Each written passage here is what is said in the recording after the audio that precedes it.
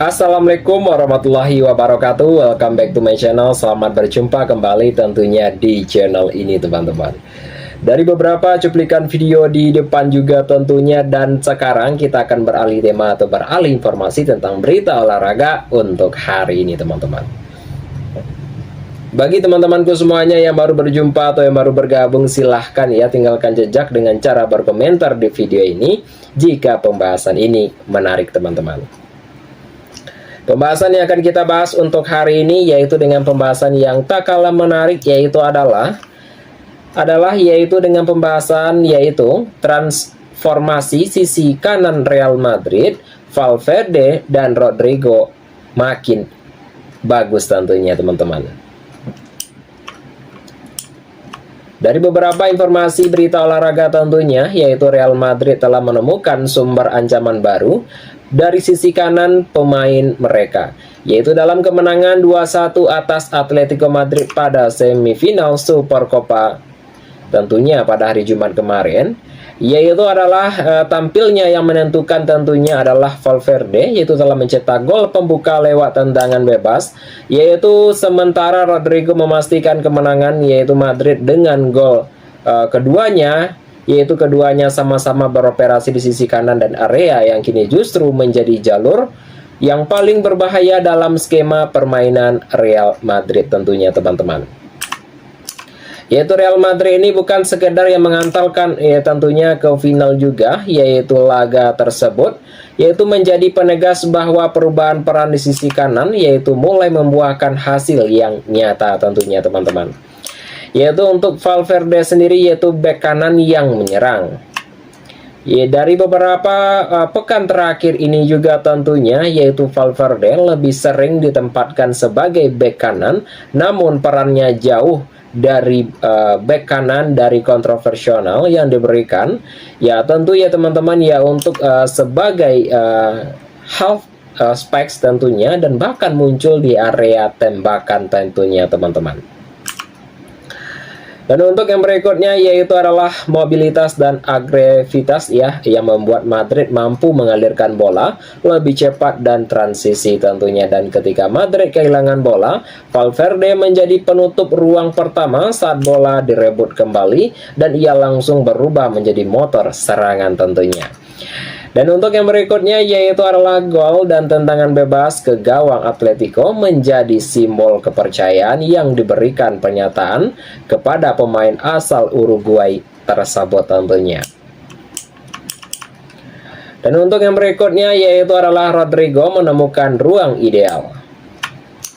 Yaitu di depan Valverde juga, Rodrigo juga mendapatkan peran yang lebih jelas sebagai winger kanan, yaitu ia tak lagi sering berpindah di sisi sehingga fokus pada eksplorasi ruang antara bek dan gelandang lawan tentunya teman-teman. Yaitu dalam sebuah kecepatan dari akselerasi juga dan pergerakan yang diagonal, Rodrigo membuat pertahanannya juga yaitu dari beberapa kali terlambat bereaksi ya teman-teman, dan gol itu ia cepat di babak kedua dan lahir dari skema yang sederhana juga, tetapi juga efektif dan pergerakannya cepat dan sentuhannya minimal dan menyelesaikan tepat sasaran juga tentunya teman-teman. Dan untuk yang berikutnya yaitu adalah kombinasi dan terasa yang secara signifikan ya teman-temanku semuanya, karena Rodrigo juga itu sebelumnya sempat dikritik akibat dari inkonsisten ya tentunya performa, yaitu dalam laga Supercopa juga memberikan sinyal bahwa kepercayaan dari sang winger mulai kembali tentunya, yaitu dari efek domino dari perubahan taktik. Yaitu dalam sebuah kombinasi Valverde juga dan Rodrigo juga memberikan efek domino ke area lain, yaitu ketika sisa dari kanan aktif tentunya, yaitu lawan terdorong untuk bergeser juga tentunya ya teman-teman, dan blok dari pertahanan juga membuat ruang ganti bagi pemain Madrid di tengah tersebut. Dan pelatih Xabi Alonso menilai kontribusi Valverde bukan hanya gol tentunya, dan telah menyebutkan energi dan keberanian Valverde juga mengambil resiko sebagai elemen penting dan keseimbangan tim tentunya. yaitu dalam sebuah pendekatan yang membuat Madrid tak lagi terlalu bergantung pada serangan dan sisi kiri yang selama ini membuat jalur utama mereka tentunya.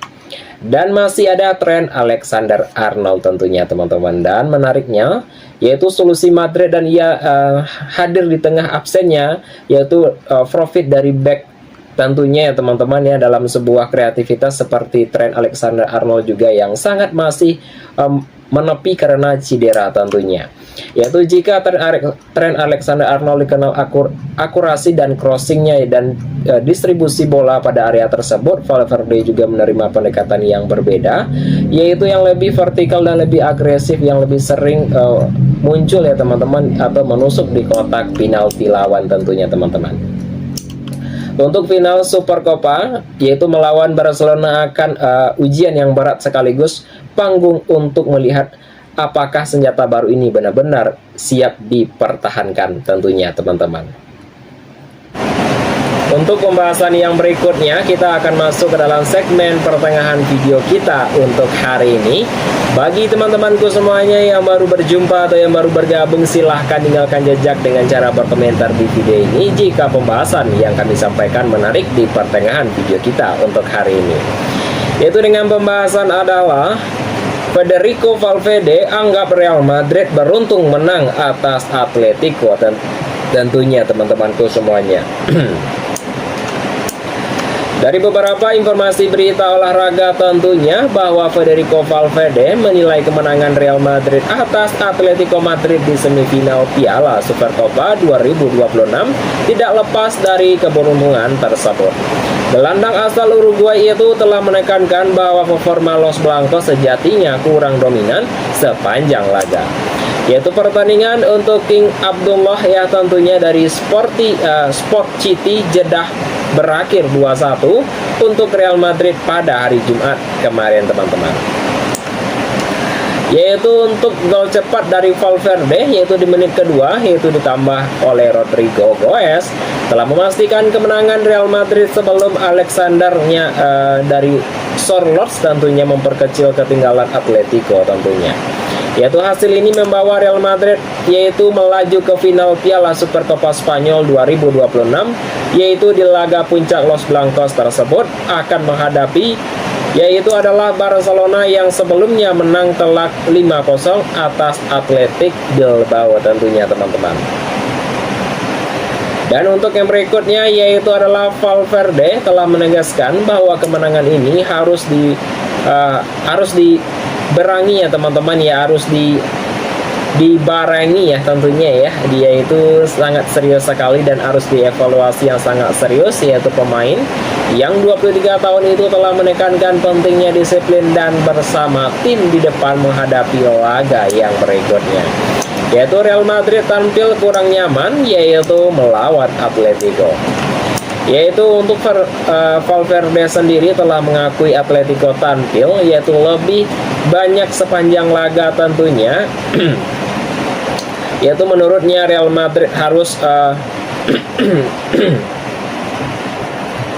yaitu dari Real Madrid sendiri ya teman-teman ya, untuk tetap optimis tentunya. Untuk Real Madrid sendiri harus bersikap tentunya, harus bersikap krisis dan tetap kompak untuk menghadapi tekanan lawan teman-teman. Meskipun unggul di beberapa momen tentunya, Los Blancos sempat kesulitan mengendalikan jalannya pertandingan. Keterangan yang sedang berlangsung hingga peluit akhir tentunya setelah Atletico yaitu memperkecil ketinggalan, itulah hari yang baik untuk mencetak gol lagi tentunya. Kita harus bersikap kritis pada diri sendiri dan mereka bermain lebih baik dari kami, ujar dari Valverde tentunya. Dan kami adalah tim yang hebat dan kami harus tahu bagaimana yaitu menderita dan tetap kompak, dan kami selalu ingin memulai dengan sebuah kemenangan tapi sedikit relax ya teman-teman dalam setelah gol awal tentunya. Sulit bagi kami untuk menjalankan permainan yaitu meskipun tetap memiliki peluang yaitu lewat dari serangan balik tambah dari Valverde tentunya teman-teman. Untuk yang berikutnya yaitu adalah persiapan final melawan Barcelona.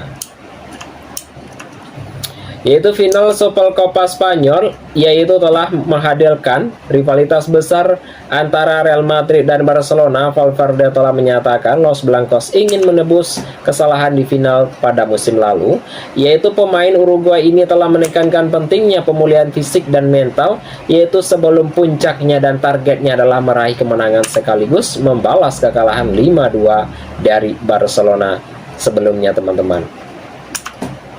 Dan kami harus siap untuk beristirahat juga dengan baik, dan kami harus menang, dan kami sangat untuk menantikan ya tentunya dalam sebuah kesepakatan dan untuk membalas kekalahan juga ya teman-teman. Dan kata dari Valverde tersebut tentunya merupakan sesuatu kehormatan lagi berlaga di final lagi tanpahnya, teman-teman. Insiden dari Vinicius dan Simo ini ya tentunya yaitu selama laga ada insiden antara Vinicius Junior dan Diego Simoe, yaitu sempat menjadi sorotan dari Valverde, juga menilai dari konflik tersebut adalah bagian dari insiden dari pertandingan, yaitu gelandang Uruguay tersebut telah menekankan bahwa semua interaksi tetap berada di dalam lapangan, yaitu tidak perlu dibesar-besarkan tentunya ya teman-teman ya, di luar kongres pemain tersebut, yaitu untuk kode bagi pemain dan pelatih itu bagian dari sepak bola tentunya. Dan ini adalah derby, ucap dari Valverde tentunya, teman-teman. Untuk pembahasan yang berikutnya, yaitu adalah dalam segmen akhir video kita untuk hari ini, teman-teman. Bagi teman-temanku semuanya yang baru berjumpa atau yang baru bergabung, silahkan tinggalkan jejak dengan cara berkomentar di video ini jika pembahasan yang kami sampaikan pembahasan yang menarik tentunya, teman-teman. Pembahasan yang kami sampaikan untuk hari ini yaitu adalah dengan pembahasan akhir, yaitu adalah Victor Gyökeres justru jadi tanda tanya di lini depan Arsenal, teman-teman. Apakah itu? Akan kita bahas secara singkat dan padat, tentunya hanyalah bersifat sebuah hiburan semata saja. Dari beberapa informasi berita olahraga bahwa cuaca buruk di London Utara seolah-olah menjadi cerminan jalannya pertandingan di Emirates Stadium tentunya. Yaitu Arsenal dan Liverpool mengakhiri laga tanpa gol dalam duel yang minim kualitas serangan dari kedua tim. Hasil imbang ini berpotensi juga memiliki dampak besar dari pemburuan gelar. 2 poin yang hilang bisa terasa sangat mahal ketika musim memasuki fase penentuan pada Mei mendatang. Bagi Arsenal sendiri tentunya sangat konkret ya teman-teman, yaitu pertandingan yang membuatnya hasil yang semakin disedot tentunya, yaitu adalah sebuah kesempatan untuk mengambil kendali penuh di puncak klasemen, itu terbuka lebar, namun ya untuk gagal dimanfaatkan karena memaksimalkan tersebut. Yaitu untuk Arsenal buang peluang di puncak tentunya. Yaitu Arsenal sebenarnya berada dalam posisi yang ideal, yaitu sebelum kick off hasil imbang yang diraih, Manchester City dan Aston Villa juga membuka peluang bagi mereka unggul di 8 poin di puncak klasemen dengan kemenangan. Hasil ini juga tanpa gol terasa, yaitu sebagai peluang yang terlambat tentunya teman-teman. Dan untuk Arsenal tidak menghadapi satupun ya untuk tembakan terasa dari sasaran Liverpool juga, tetapi di sisi lain untuk hampir tidak memberikan ancaman yang besar, terutama di babak kedua tentunya. Yaitu momen terbaik datangnya di detik-detik akhir pada laga ketika Gabriel telah menyambut ya sepak pojok pada tiang yang jauh, serta sunggulannya juga melenceng dan peluang terakhir pun sirna tentunya, teman-teman. Dan untuk yang berikutnya yaitu adalah intensif yang tidak pernah datang, yaitu pada babak kedua menjadi periode yang sangat mengecewakan bagi Arsenal. Mereka nyaris tidak menekan Liverpool dan justru membiarkan laga berubah menjadi ajang percobaan tembakan jarak jauh bagi Dominic tentunya.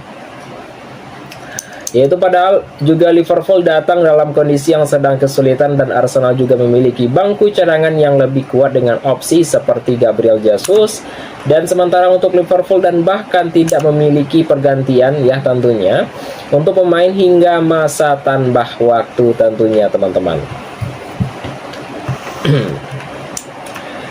Dan untuk Victor Gyökeres adalah merupakan tanda di lini depan tentunya ya teman-temanku semuanya, bahwa Victor Gyökeres yaitu kembali menjadi sorotan, yaitu striker yang sebelumnya belum benar-benar menerima dampak yang sangat signifikan, yaitu semenjak mengenakan seragam Arsenal tentunya. Yaitu Gyökeres sendiri belum mencetak gol dari permainan terbuka semenjak awal November dalam laga ini, yaitu nyaris tidak terlihat meskipun Arsenal berada masuk ke dalam sisi kanan dan mengirim umpan ke area yang sangat berbahaya. Yaitu beberapa kali bola diarahkan ke tiang jauh dan titik penalti juga, namun Gyökeres tidak berada di posisi yang ideal untuk menyelesaikan peluang tersebut, yang digantikan sesaat yang telah di pertandingan yang berjalan tentunya teman-teman. Dan tekanan kini meningkat agar Arsenal segera menemukan solusi yang lebih efektif dan di lini depan tentunya.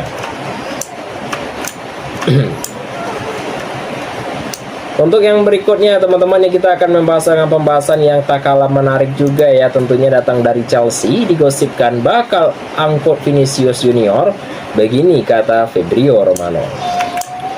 Dari beberapa pakar transfer Eropa juga bahwa Fabrizio Romano telah merumorkan bahwa Chelsea akan mencoba merekrut Vinicius Junior di musim dingin.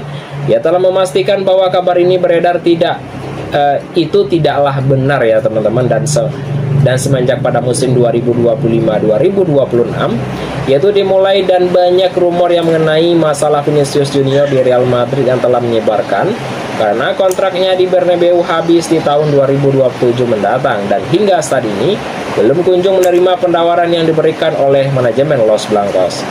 Dan untuk salah satu rumor yang baru-baru ini beredar yaitu mengenai dari Vinicius Junior sang winger akan merapat di Inggris, dikabarkan akan memboyong oleh klub tajir Premier League Chelsea tentunya di bursa transfer pada musim dingin nanti tentunya. Dan untuk Fabrizio Romano sendiri baru-baru ini dituntut untuk mengomentari rumor transfer Vinicius tersebut, dan ia telah memastikan bahwa rumor sang winger pindah ke Chelsea itu tidak benar. Itu kabar tentunya ya teman-teman dari beberapa informasi berita olahraga yang telah memberikan rumor tersebut terhadap Chelsea. Setelah pernyataan tersebut, Chelsea tersebut tidak menghubungi pihak dari Vinicius Junior. Kabar yang beredar tersebut tidak ada situasi apapun antara kedua belah pihak sejauh ini ya teman-teman. Itu adalah merupakan sebuah rumor semata. Dan Chelsea juga tidak untuk mengontak ya teman-teman Real Madrid untuk transfer sang winger. Jadi rumor Vinicius merapat ke Chelsea itu hanyalah kabar rumor ya teman-teman, menurut dari Romano sendiri tentunya.